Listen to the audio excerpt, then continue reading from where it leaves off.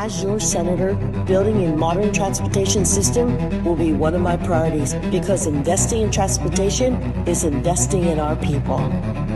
For many working families, transportation isn't just about getting from one place to another. It's about opportunity.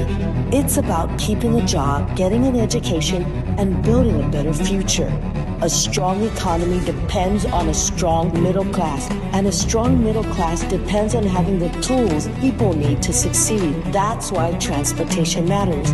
When workers can get to work reliably, business can grow. When businesses grow, jobs are created. And when jobs are created, families thrive. Imagine a Guam where opportunity is within reach for everyone. I'm Donna Munikanata, and I approve this message. Please re-elect Senator Shelley Calvo, number 8 on the Republican side of the ballot. She has served Guam with compassion, integrity, and results. She is rooted in service, guided by balance, and driven by community. She cares.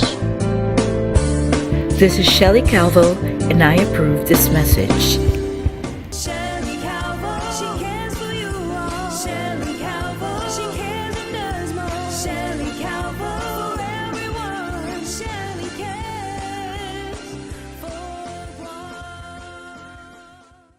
Election week is upon us. The election is on August 1. That's next week, Saturday.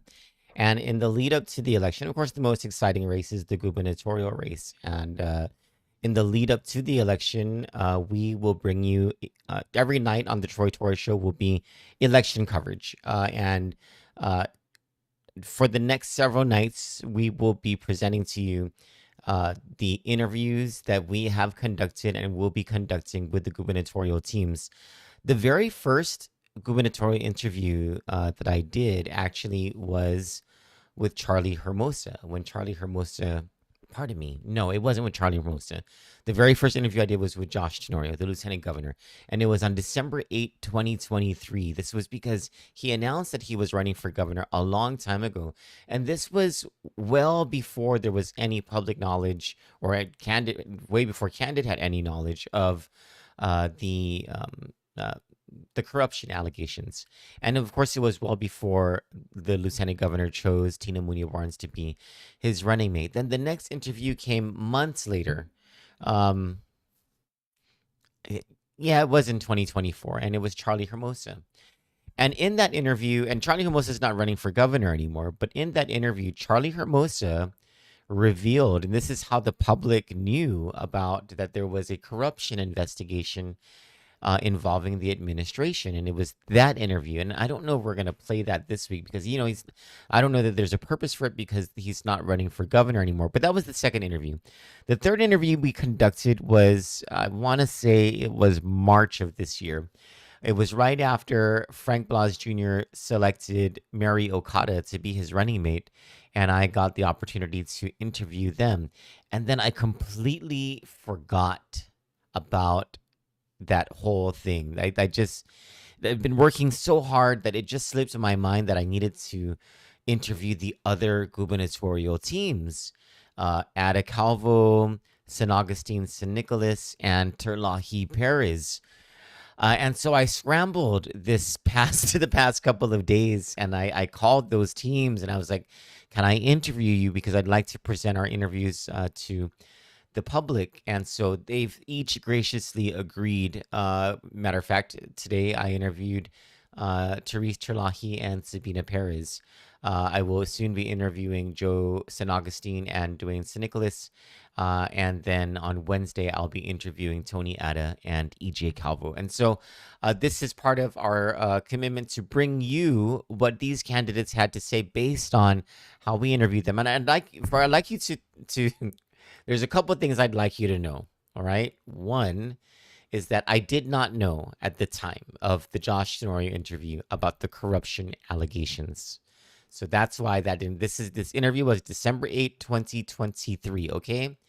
And 2, 2023 was a rather fat year for me. So I just ask you, I'm a very vain person, I'm a very superficial person. A lot of things A lot of things don't bother me, but my weight bothers me, and I was pretty hefty. If you just look at me in this interview.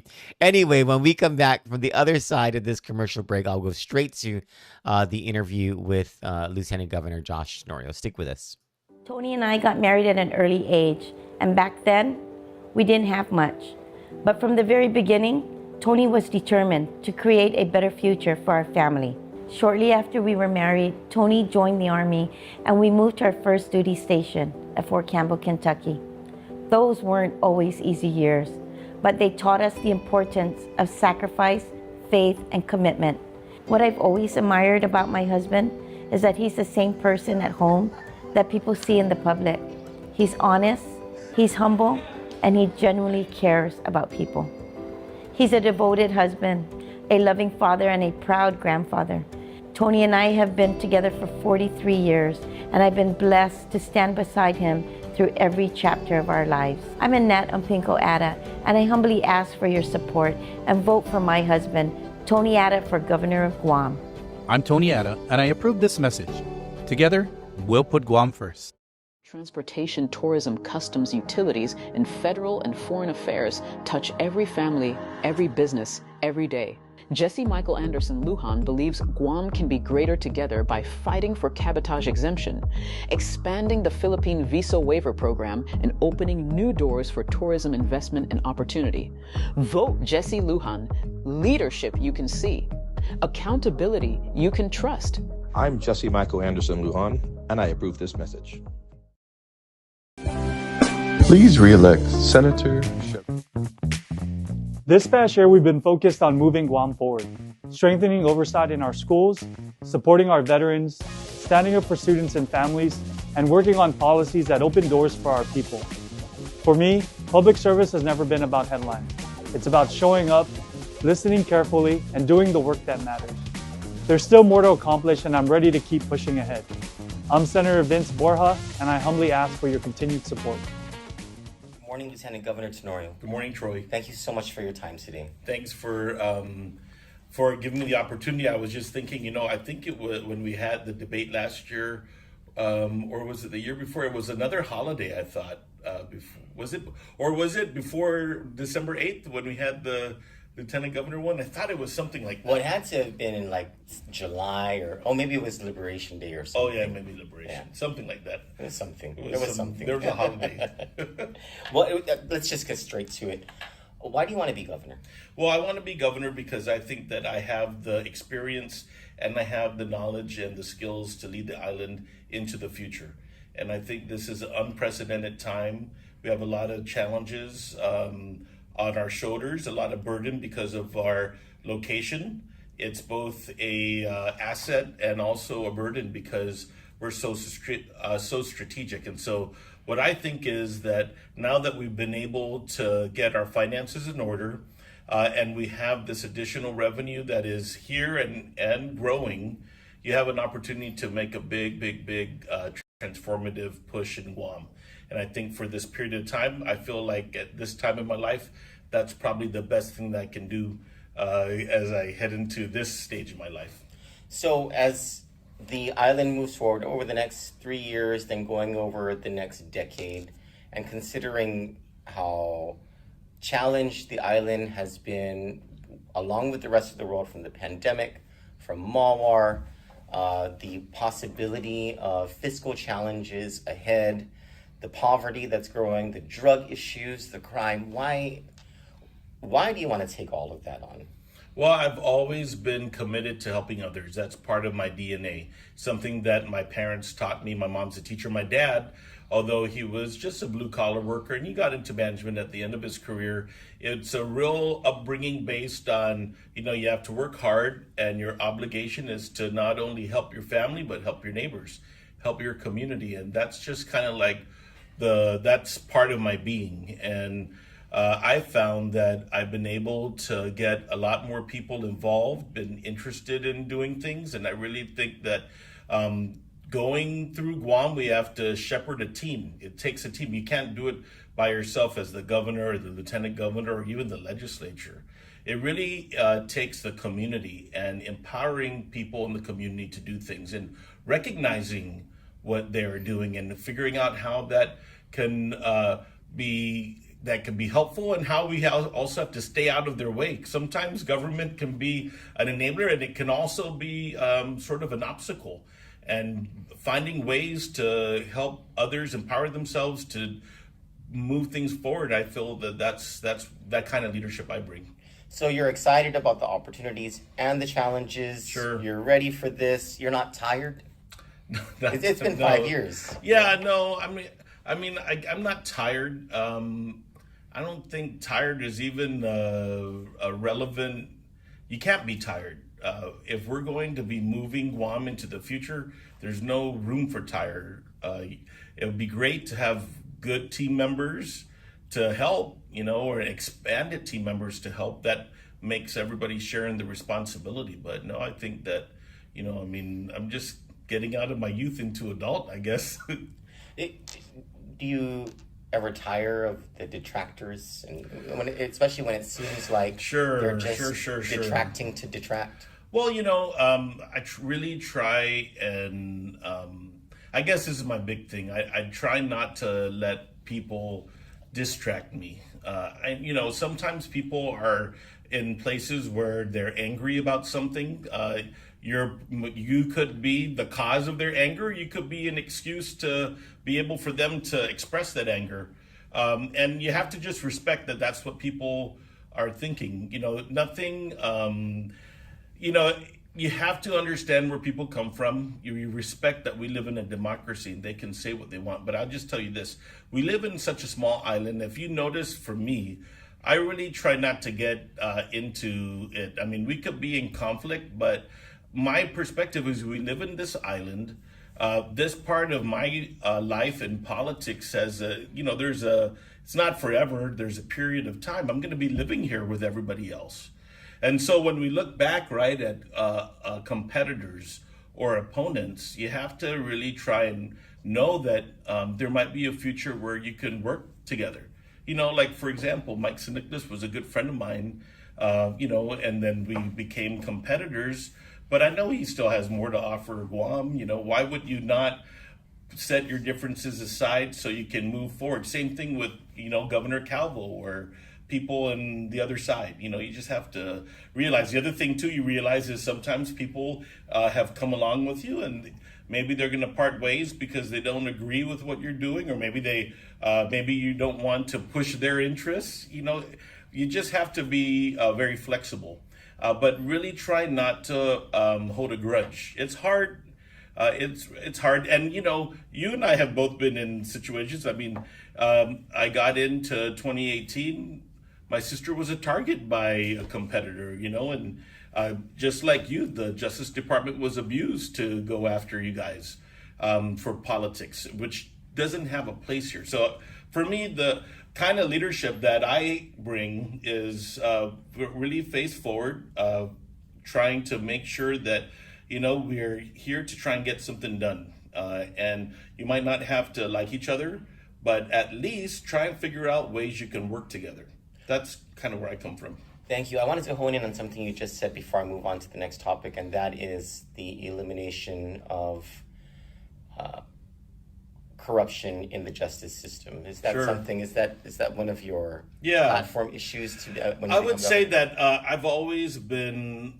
That's always important to me. When you're trusted with authorities over others, your access to information more than others. You have arresting powers over others.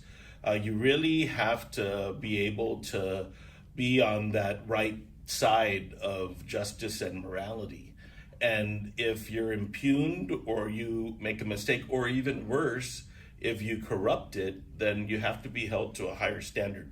I think that I would say the vast majority of people in the justice system are very, very good people. I think some could be self-righteous, and there needs to be a balance. That's why you have procedures. That's why you evolve policies. That's why fairness is so important. But there are some that have turned to a dark side. And for those, there has to be an adequate system to identify them and swiftly get them out. I think one of the problems that we have in the whole government system, and this is just not in Guam, but in government, sometimes, we have to balance the due process, right? People are innocent until proven guilty. You have to be able to give them that benefit of the doubt. But for law enforcement officers, if there are signs that there are problems, then there has to be expedited ways to handle that. That's kind of where I'm at on that. Thank you. Let's move on to the next topic. A running mate. Is Dennis Rodriguez the man you're considering to be your running mate? Well, he certainly is one of the people I'm considering. I haven't made a final decision on a running mate. Of course, Dennis Rodriguez and I, we ran against each other in 2018. Of course, he was running for a higher office, but we've always been friends. I've always respected what he brings to the table, right? Which is a real commitment and passion to attacking poverty, to bring access to healthcare for populations that don't have that access, right? I mean, he has a focus that, irrespective of politics, that's authentic. But there's I've been talking to a bunch of other people, getting advice from Governor Gutierrez, Governor Leon Guerrero, and a lot of people. There's a lot of talent out there. I have some people that are telling me,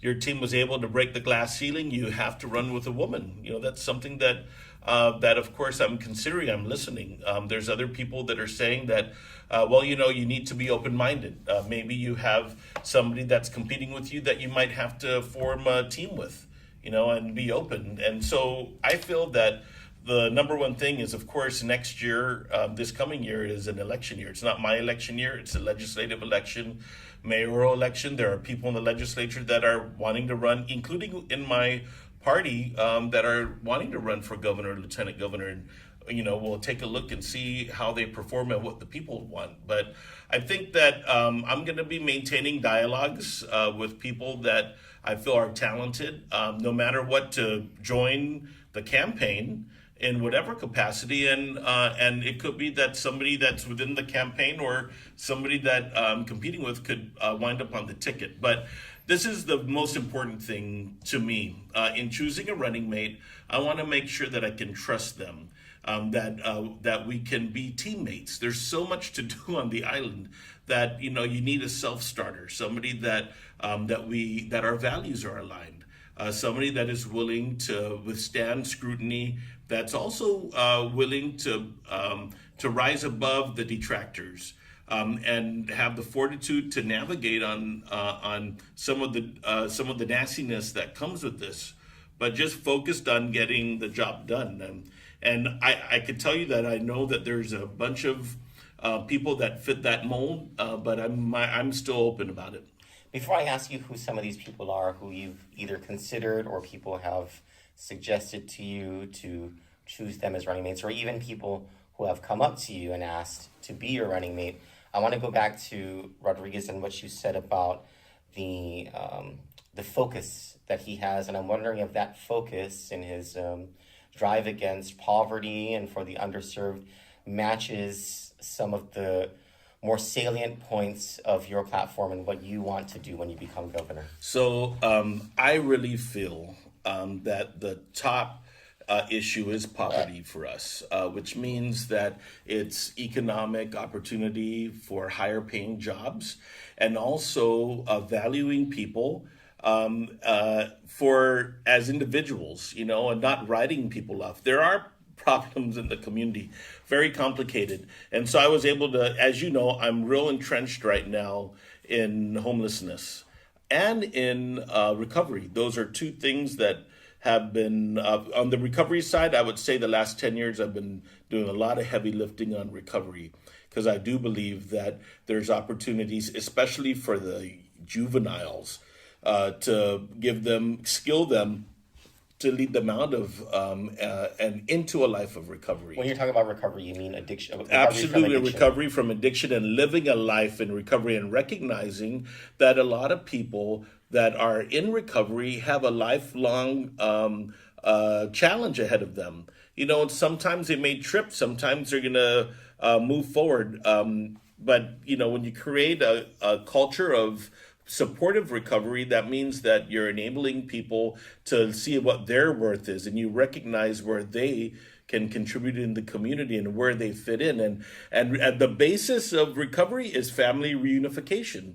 Because when you see the situation in the families, a lot of it, some of the division is caused by, unfortunately, the substance abuse issue, right? Combined with the mental health diagnosis, we're really, really having a difficult thing. So for sure, I would say that that is so important because it's a 30-year, more than 30 years, we've been dealing with the methamphetamine problem on Guam. And it is a lot, but I'll tell you that you do it in different ways to try and increase where we are. Where we are right now with, the number of beds for inpatient treatment, the number of supports we have for families, we're really still developing. We're not at a resilient, a robust system. And if you think we are, then we're never going to get out of the problem because there's so much need. But you really can break it down, and there's a lot of people focused in government, out of government, and even in business that we can make more progress. Progress has been made. But on the poverty, and I'll just tell you that the same population that is at risk for involvement in the criminal justice system is the same population that are at risk for adverse health consequences, same population that will have low academic achievement in the schools. It's the same group. And poverty really is the common denominator there. And being able to try and give people an opportunity to get out of poverty and empower themselves, that's kind of like, a fundamental in who I am. So your passions match up, which was one of your criteria for a running mate. Do you trust Dennis Rodriguez? Yeah, I definitely do. Who are the other people, if you don't mind me asking? That's like a really question. I'll just say that a lot of people, people are recommending, looking to opportunities for Governor Gutierrez to return to elected leadership.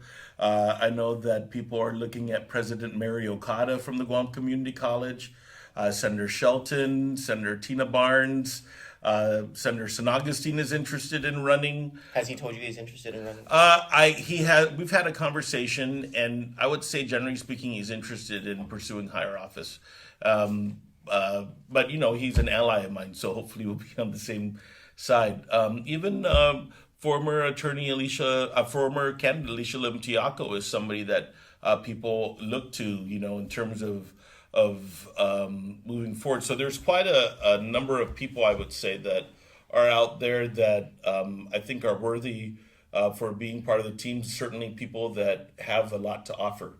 And so, figuring that out and navigating that certainly that's an exciting challenge. I feel like I should leave more scoops for the rest of the media, so I'll move on to other topics. But thank you for your honesty in all of these questions. It's rather direct answers you're giving. How excited are you?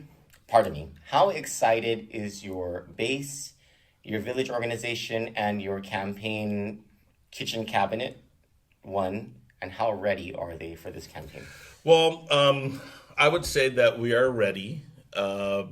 Ready to navigate, what the future is holding for us. I never take people for granted. So there's still a considerable amount of people that I need to consult with, that I need to make sure that they're excited about the leadership. So you're not done with your phone calls yet? Oh, no, absolutely not. This is just the beginning. In fact, Troy, when I was down there, I kind of like... sometimes when you're at a public event and you feed off the energy of the crowd, you kind of say things that maybe you were not intending. So honestly, when we had that holiday party there, it was really to thank them for, being enabling me to be in this situation as a lieutenant governor. So you didn't plan to make that announcement? No, it was, it really was an opportunity for me to see more people, kind of talk to them. But it's sort of, how it is when you feed off the crowd and the energy, and People, came because they wanted to also understand what am I thinking. And I already knew that I needed to do the administrative things so that I can continue organizing this campaign for the future. And so, I took the opportunity to talk to them and to ask them for their blessing. And I really was overjoyed. There's a whole bunch of phone calls I got later. How come you didn't invite me? You didn't tell me about this. And that really wasn't the intent. But, you just have to, sometimes you have to say what needs to be said. So I don't know if you wanted to look straight into the camera and let your supporters know that you'll be giving them a call and just to verify. Yeah, well, to everybody, of course, there's a whole lot of people, including people in my within my extended family, a lot of people that I've grown up with, I've worked with in the past, people that have enabled me to be in this situation. I just want to let you know that I'm looking forward to seeing all of you as time goes on. I'm running for governor. I promise you that I'm really going to select the best possible teammate to move our island forward, but really looking forward to hearing what you have to say, making sure that I meet up to your expectations for my current job, but letting you know that you should have every trust and confidence that not only that I can deliver a win for you, but that good things are in store for the people of Guam that I'm going to help enable. Thank you. So in the video of your announcement at the home in Agate, I'm told that there were my god sister's house, by the way. Godsister's house. Okay. I'm told there were hundreds of people there. It sounded very vibrant. It sounded very alive. And I'm curious because I'm certain that some, if not most of the people who were there are struggling and are themselves, living in poverty. Their excitement for you, I'm sure you've had this conversation with them. You're a very smart man, and Governor Leon Guerrero is a very smart woman. But this conversation about the economic situation of the island, what do they tell you? What do they say to you about that? Because obviously they're not blaming you for it. How do they put this issue to you? Well, people are looking to have support so they can live on Guam and live a good life, right? They want to improve the quality of life. So, one big frustrating area is the schools, right? It's kind of like I'm being blamed for the schools. I'm not in charge of the schools. I am vested in the success of the schools. What do I need to do to, give them the supports? This is very frustrating because, the people elect a board, right? And so these people, they see that difference.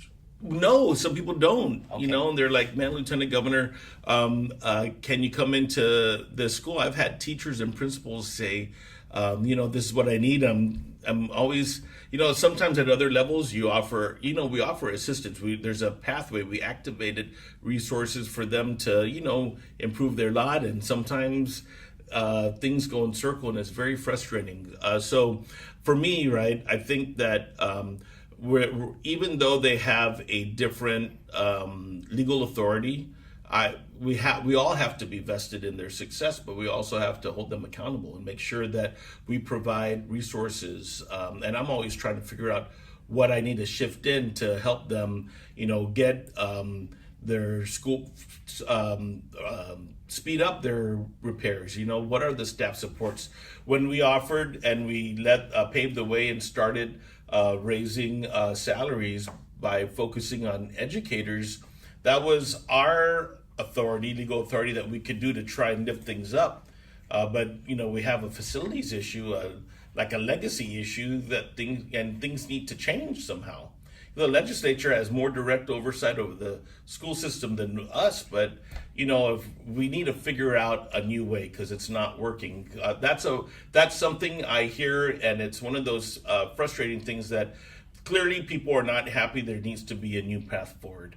I'm not sure what that path forward is yet. I'm not saying that we should assert our control or anything, but something's got to change, including the amount of resources and who is empowered to spend those resources or direct the resources for the schools to be at the place where people expect, right? That's one thing. Second thing is people are concerned about housing. And I spend a considerable amount of time trying to understand how we can enable people to have more housing security. So, there's all sorts of things that happen behind the scenes, trying to get federal funding to put wastewater and sewer systems so that people can build, and also trying to mitigate how, especially the Chamorro Land Trust, they can't mortgage their property to get a loan. There has to be different ways. Those are like legacy issues that you can make progress, but it maybe requires a paradigm shift. Are you willing to make that paradigm shift when you become governor? For which issue? Especially for Chamorro Land Trust. Chamorro Land Trust, there has to be, but the legislature needs to be part of it because they're controlling the statute. For me, I'll just tell you this. I'm trying to get abandoned vehicles off the island, and I see an agricultural lot with 50 abandoned vehicles on it. To me, they should be disqualified. There are other people that probably could be better stewards of that property, and they need to be able to enforce those. I think, yes, for sure, that's where I'm at. But there's also ways that you can use the partnership with the military in order to get things done. So when we talk about making the power underground, and even working with DOD so we can underground between military facilities, that allows us to utilize what's in between to lift everybody up. Military is an important partner, and we don't control what they're doing on Guam, but you need to be a partner of them so you can understand and try and figure out how you can mitigate the impact, but improve the people's quality of life. So we have a lot of people that hate the military, quite frankly, and that's their right, I guess. But if you want to be productive for the people of Guam, then you need to be able to forge a partnership. And by the way, we've been invaded before. For me, when I took my oath of office, I need to make sure that we do whatever we can to make sure the people of Guam are safe also. And that means you have to establish a partnership with them too, and figure out how the people can increase their economic livelihoods as a result. So, making sure that the base jobs are going to go to locals. That's a big thing to lift people up. Making sure that we can have apprenticeship programs, especially now on ship repair. Remember, when we were growing up, our parents they were part of that generation that benefited from that. And then also now embracing technology and going in to the school system, providing STEM opportunities. That's where I've been doing. I have a STEM program called Starbase. There's all sorts of things on the academic front, right, that you do to try and kind of move things forward. But that's sort of like how I see when people talk to me, I'm thinking about what are the economic opportunities for them to have better paying jobs, but also what can I do to make the infrastructure more affordable and reliable for them to be able to stay on Guam, and for us to open the door for people that we have lost to bring them back to the island, because the opportunity is here. And this is not even with the expanded or the return of full tourism, which is our other part that we focus in on. But at essence, right? There's a lot of, when I talk about poverty and I talk about kids living in homes where there's rampant substance abuse, where there's these kids are victims of a whole bunch of things. There are ways that you can help them, especially those getting in the juvenile justice system, and give them a path out so they can avoid and improve themselves. So essentially what you're saying is that when you talk to many of these people who are excited about your campaign and excited about the work that you're doing now, they trust you and they trust that you have some pathway for them. Would that be accurate? I would say, but that they know that I understand what's going on. Okay. We're not living in when you and I talk about poverty, right? There are places in the island where people don't have reliable running water, and that's wrong. A lot of GIGO. And I would say the silver lining, the only silver lining the typhoon gives us is additional opportunities and additional pathways to get funds we wouldn't have otherwise been able to get to try and solve that. That's really a lot of stuff going on that front.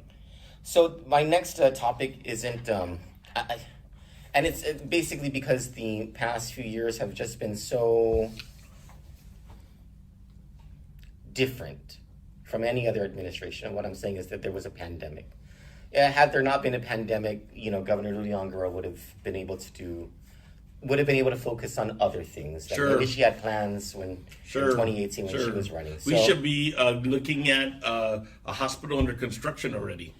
And probably other things. Sure. Right? And so this might not be so fair of a question, but it's a relevant question anyway. What will differentiate your administration from her administration? Well, first of all, no matter what, the people of Guam, I'm part of this administration. I may not be the number one top person that is making every single decision that is supported or not supported, but no matter what, I'm part of it. And I'm going to be taking responsibility no matter what for all of the decisions that happen. So because you're a team player. That's right, and that's part of it, right? When sometimes there are decisions or approaches that we don't agree on, but I see myself as the lieutenant governor as hopefully being the last person that the governor will talk to about it, an opportunity to shape the decision. But once the captain of the team is making a decision, then we need to try and figure out to implement it to the success that we're looking for. So what's going to be different when you're the captain? Well, then when I'm the captain, then and maybe you're asking it's going to be basically a difference on how we make decisions and maybe how we go about establishing a team to pull it off. Well, the focus on poverty sounds like that's going to be a big difference. And I'm not saying that Governor Leon Guerrero doesn't care about poverty. What I'm saying is the pandemic took a lot of her time, and so did Typhoon Malwar. Let's give her that, right? And so, once we get past that, in 3 years, let's say you get elected and you become governor, your focus is going to be on poverty. I heard you say... That's one part. I would just say that the other thing that you'll start seeing me do even right now is businesses want a easy place, a fair place to do business, and businesses create jobs. I've been spending a lot of time I've been leading some reforms in permitting. I'm trying to get out of procurement purgatory with my online building permit system.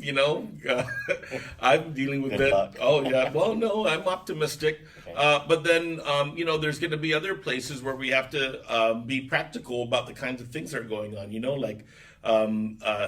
We have to apply the common sense and ease it, and with the balance that we have to protect water and natural resources. There's a balance, but I'm not. I feel that for me, I'm really wanting to get us to a place where people can have a very predictable method of getting business done in the government. That's kind of like what I see. It's a fairness issue, area for me, and to me, I think that we just need to simplify some of the things that we have going on. Not everybody knows who you are, even though you're the lieutenant governor of Guam. There are a lot of people who don't pay attention to politics or the news, but they know who the governor is, and they're familiar with her public personality and her character and behavior, etc. What is different about your personality, your character, your behavior? What will people see differently with the Governor Josh Tenorio? Well, for me, I think you see me, I don't know. I think the difference, number one, there's a generational difference, right? Okay. I mean, the governor, she could be my mom, actually. A young mom, but still, she's a year younger than my mom. So we have a different experience coming up, right? I'm very family oriented. I really respect the social structure of Guam, I guess. I'm very respectful. I'm not saying she isn't. I'm just in a different generation. And I see that I've benefited from being both in public and private school. I've worked for different politicians. I've worked in the private sector. My first job was an accounting clerk at Mariana's Electronics. I graduated from a vocational high school.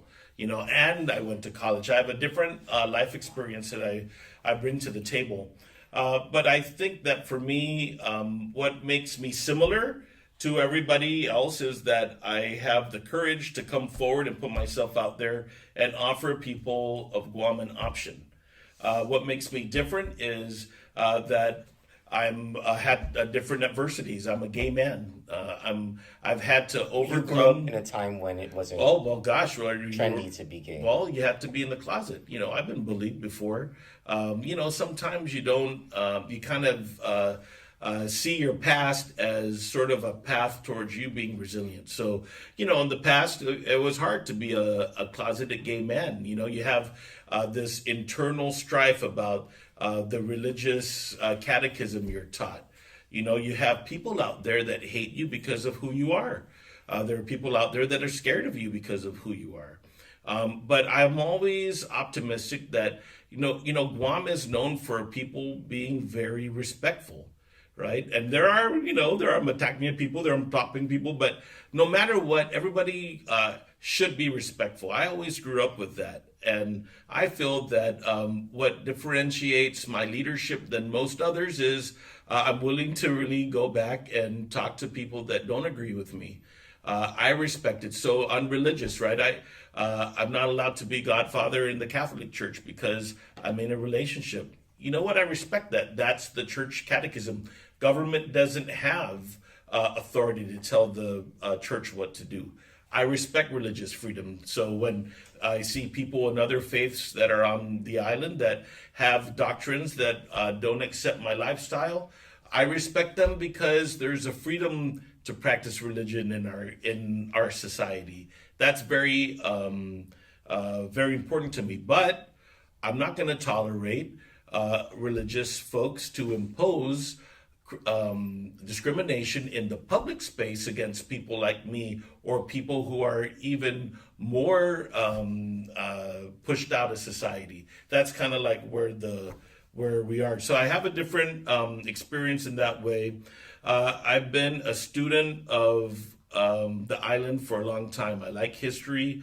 I'm very conscious about the responsibility that I'm taking. I'm not independently wealthy. Some people think that elections, you can just buy elections. I don't think that way. You need to be able to, of course, have a very good funded campaign. I'll have that. But I'm not one of these, I'm not from the ruling elite.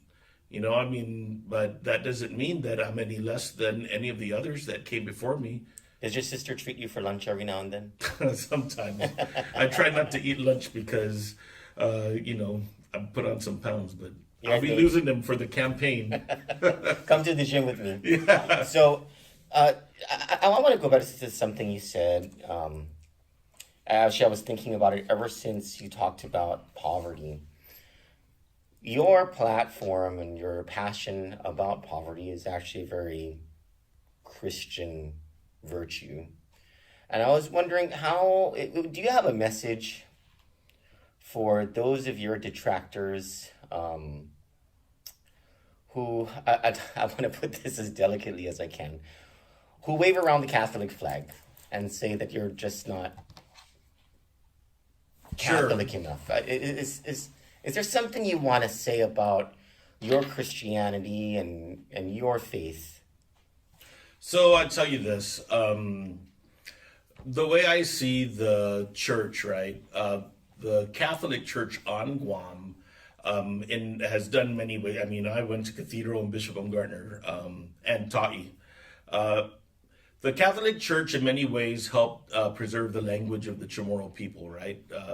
The Catholic Church and its practices helps maintain the social fabric of Chamorros and non-Chamorros, right? The way that we gather during times of victories, such as baptisms and marriages, or, in harsh times when dealing with death or dying, right? There's these support systems that are so important to who we are. So it's such a big influence, and I really respect and I embrace that. But I also see changes in the church. Some churches don't allow rosaries inside the church, right? Some people don't allow the some churches don't allow the bodies to be in church. The church itself is evolving. It's always been into the church is a place where you can get sanctuary. It's a place that stands for love, and it's a place that you can never be turned away. But and unfortunately, sometimes the church is turning people away, and there are people in the church that think and believe that the kind of lifestyle that I have is probably the worst possible thing that can happen. But how do you judge? How does my sexuality outweigh adultery that's happening? That is one of the 10 Commandments. How does what I'm doing, trying to love who I want to love, outweigh somebody that is stealing or taking advantage from people who are less fortunate, who are taking in positions in different aspects in the society, right? It doesn't make sense. I feel that the dominant teachings of the Catholic Church have to do with going into areas of poverty and going into people that are disadvantaged and getting them help. I'm disappointed that not more people in that side of the movement are opening their homes to the 600 some foster kids that we have, which, by the way, most of them are Chamorros. What's happening in the social fabric of the island that this is occurring, right? So the way I see it, for me, I'm showing them that it doesn't matter your sexual orientation or your religious beliefs. I'll still stand up to protect them for their rights within their church and their doctrines to do what they need to do, but also need to make sure that everybody is part of the community to help us with these problems that we have and these challenges, because that's what makes us different from being from elsewhere.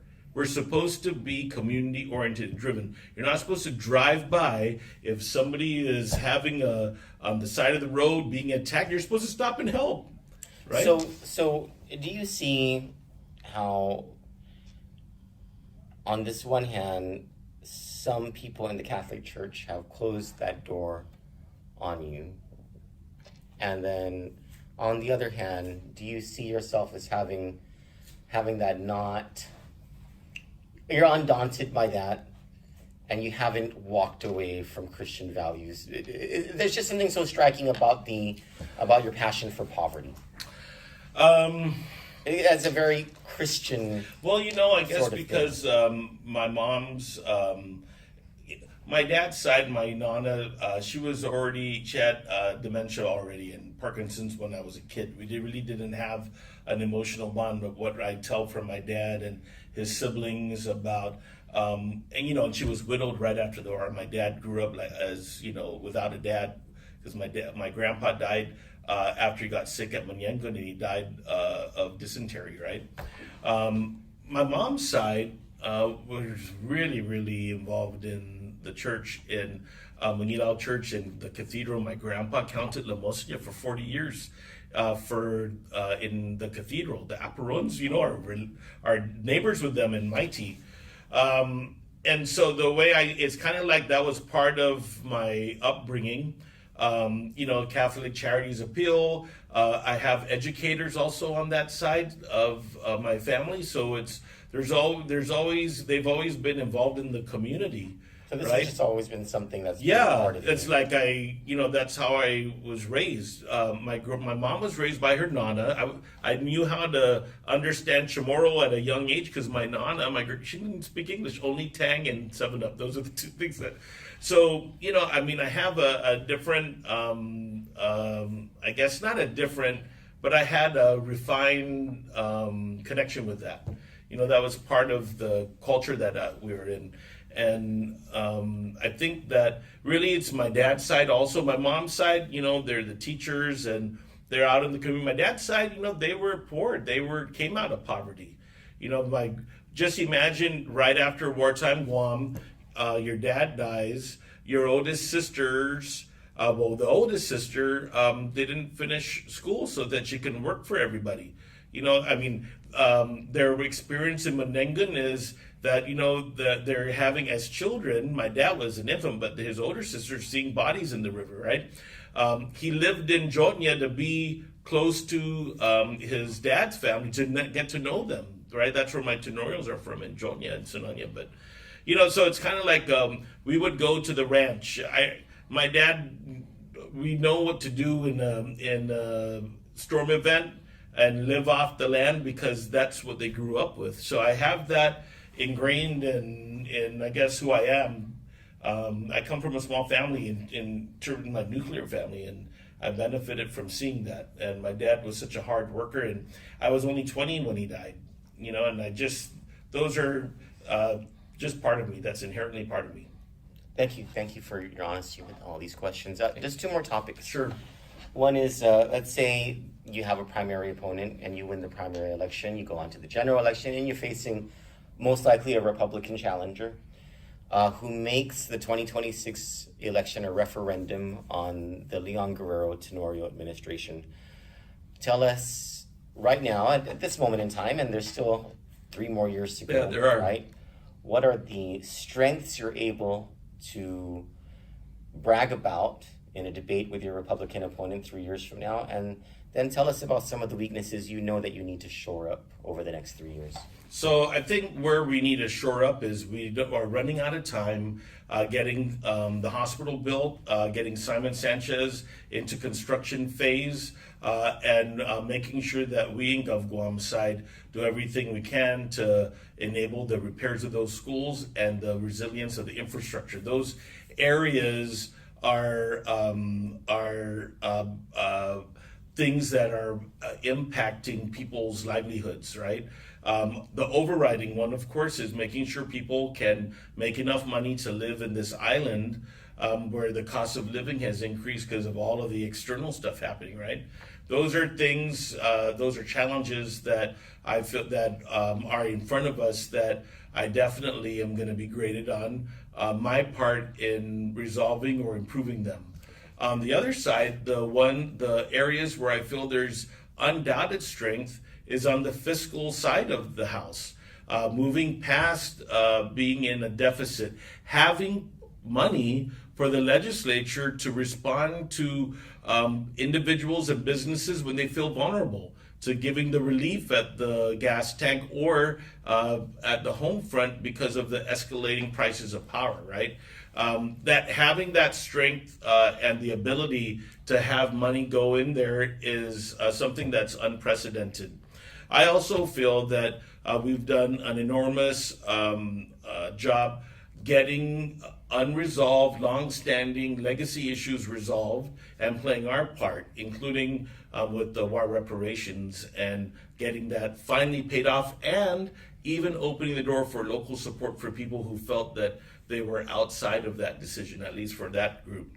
I would say that pushing up the salaries of the public servant, especially the teachers, and now again having to raise up the nurses again because of what's happening. I feel those are areas that we can demonstrate that we are responsive, and that we've worked hard to really bring that up. And the other thing is, on the other part of the infrastructure that is happening, I've been doing a whole bunch of investments in the community. So getting back the Aganya Heights into Mooning gyms, having new basketball gyms for youth programs in Barragata, Manilao, Dededo, and Maleso, and then getting the port to be very strong, the airport to be on a path to get stronger, the great work that GVB is doing, pulling back tourism. I feel those are areas that we can show some strength also. That's kind of like where I'm seeing. But the other thing that I'd say is in the next year, you're going to see, for back to this vulnerable population, you'll see some more supports and structures that are meant to decongest the backups over at the current shelters, and then having a drop-in center so the street homeless have a place to go, and where our people can feel safe being in public parks and different areas, different kinds of things. By the way, thank you so much for helping Mrs. Johnson. Yes. I really appreciate that. Well, I mean, that's it's not that I didn't personally speak to her, right? Well, you sent your team. Sure. Yeah. Families deal with things, right? But thank you for bringing that up. She was hungry. Yeah. And she was hungry and she was thirsty, and my heart just broke for her. Anyway, I'm so sorry. You mentioned war reparations as a legacy issue, and it brought to mind the beginning of our conversation when you talked about Mike Nicholas as being someone that you talked about differences and coming back together. I'm wondering, with that legacy issue and the legacy issue of the EIC reimbursement, right. The increasing in Medicaid funding, and there were a couple of other legacy issues actually that were federally related. And I'm wondering whether you wanted to give or share any credit for the accomplishments in those legacy issues with Mike Nicholas, who was in Congress at the time. Sure. Undoubtedly, he was in Congress. Where I think that what I regret about that is that there wasn't more cohesion in pursuing the results, right? We're benefiting from a lot of attention that federal partners are giving us because of the geopolitics. So what you do is you grab that interest and you try and push these issues out, which is what we did. But I think that there could have been more cohesion and you're talking about between Adelup and Mike Nicholas? Sure. Okay. Unfortunately, it just wasn't the case back then, right? But who knows in the future, right? To me, I think that I'm always willing to work with everybody. Awesome. All right. I had a follow-up, but I can't remember what it was. Pardon me. So we'll just go to the last topic, and it is this. There is evidence looking at both our a comparative of the current employment reports from 5 years ago and today. And a comparative of the Guam Department of Education student enrollment reports from 5 years ago and today, that somewhere in the ballpark of 7,000 people have left Guam over the past 5 years, mainly during the time of the pandemic. Some people leaving after Mawar. Sure. Some people taking that United Airlines right. opportunity in the States. Is there... When you become governor, is there part of you that wants to bring those people home? And how do you do that? How do you encourage them to come back home? There's a couple things actually. Number one, I'm on a current project right now called Navigating Home with the University of Guam. This project is based on the realization, it's a National Science Foundation project.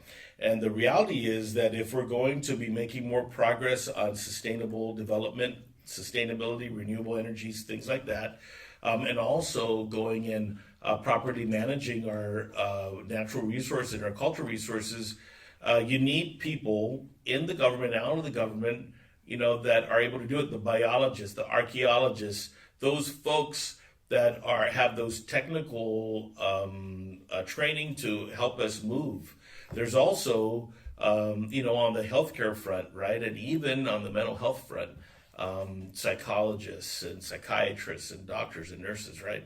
All sorts of folks. There's so many people that we know in the diaspora that have those skills. And the project Navigating Home over the next couple of years will be creating pathways for those in the sciences to come back into paid internships. And I'm working on fast-tracking their movement into Gov Guam's workforce for those areas that were at risk, right? This includes social workers? Absolutely. Social workers, there's also, I want to talk about that because so that's one front. On the social work and healthcare front, we established a focus area on this, and we're getting some help with Health and Human Services, figuring out all those ways that we bring those people back, right? Key issue is housing and the cost of housing, and we have an effort that is really focused on that.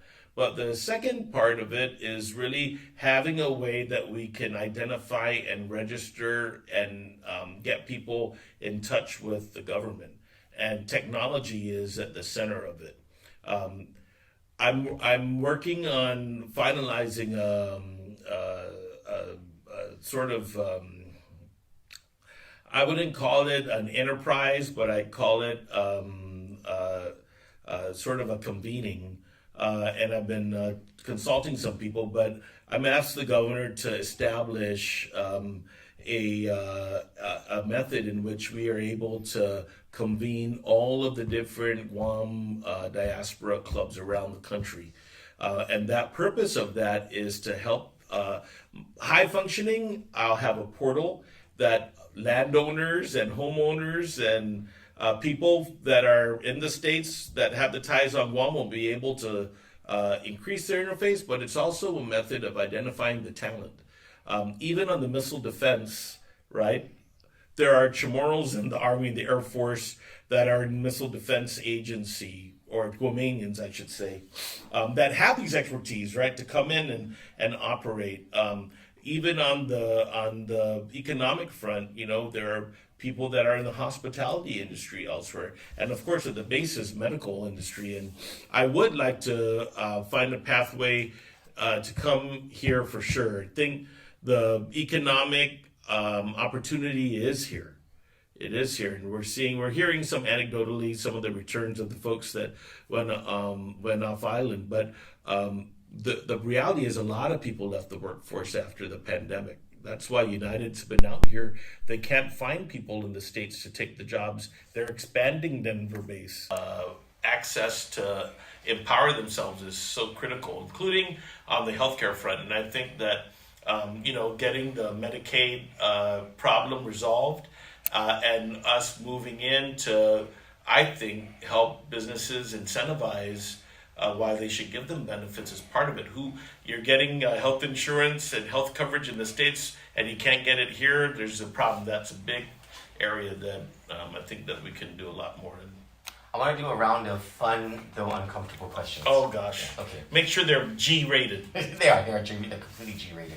Who's your favorite mayor? Oh, God, Robert Hoffman. What is your... I like Ben Tattagoo, don't get me wrong, but it's just that Robert Hoffman, I saw him since he was Michael Jackson playing, I'm like a big brother to him. What's your favorite government of Guam agency?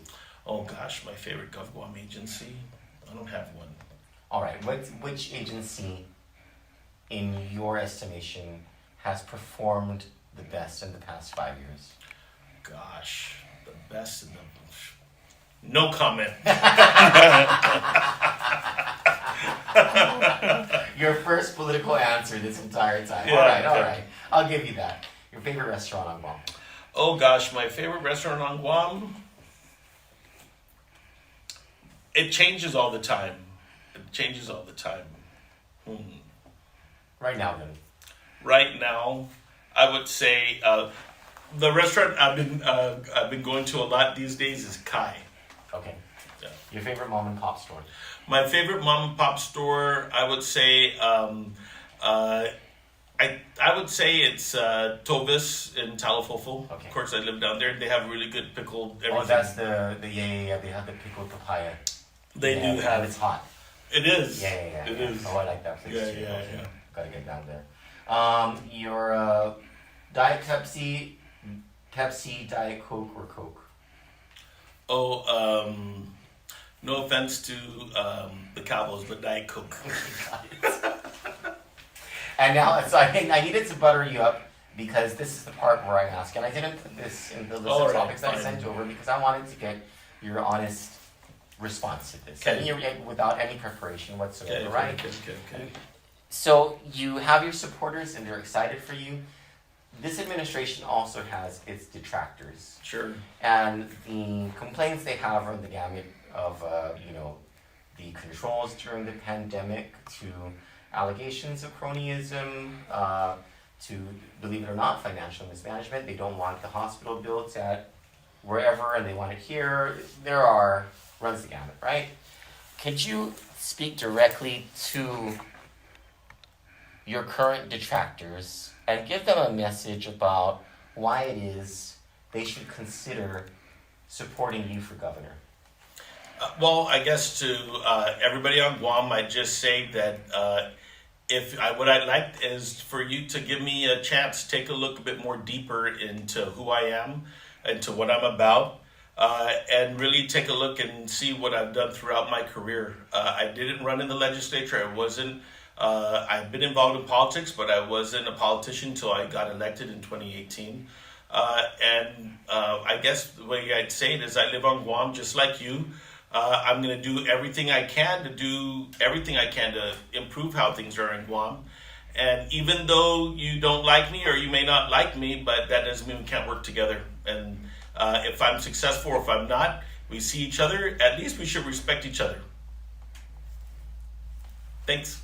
Thank you so much, Lieutenant Governor Tenorio. I appreciate your time. Thank you. Leadership isn't measured by campaign promises. It's measured by a lifetime of keeping them. For years, Tony Atta has delivered results for the people of Guam. He authored Guam's Castle Doctrine, strengthening the rights of law-abiding citizens to protect themselves and their families.